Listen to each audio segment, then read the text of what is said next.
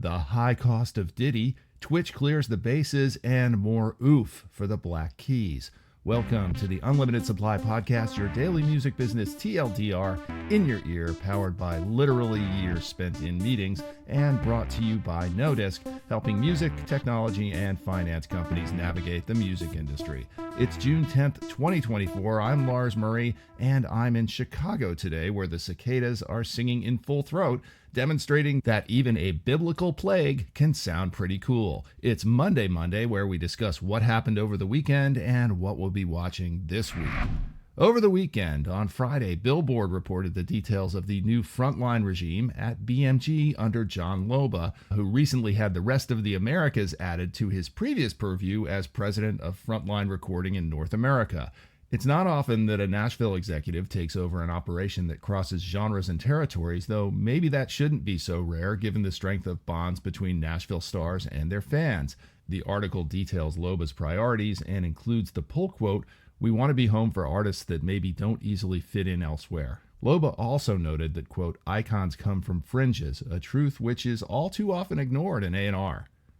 There's more oof from the Black Keys arena tour cancellation fallout. Digital Music News reported Friday that the Black Keys had parted ways with their managers Irving Azoff and Steve Moyer.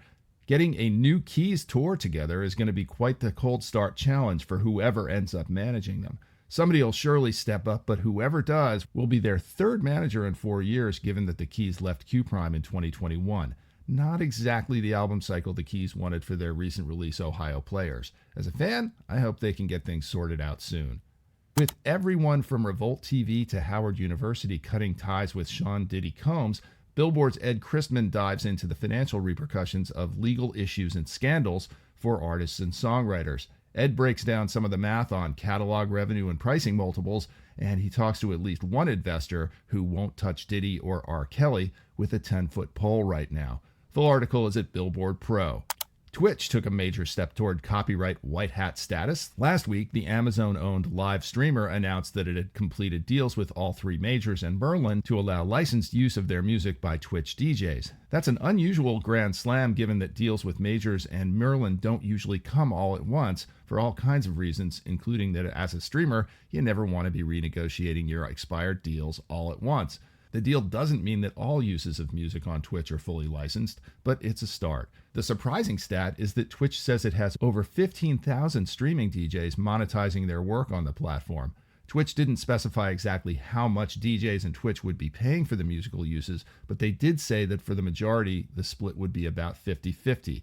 The deal also includes unspecified promo considerations, which may be the real prize for the labels here. On Thursday afternoon, I sat down with my podcast big bro, Larry Miller. Larry, of course, runs the Musonomics podcast and also the music business program at the NYU Steinhardt School. It was a fun little chat. It's up on YouTube now, and the link is in the show notes.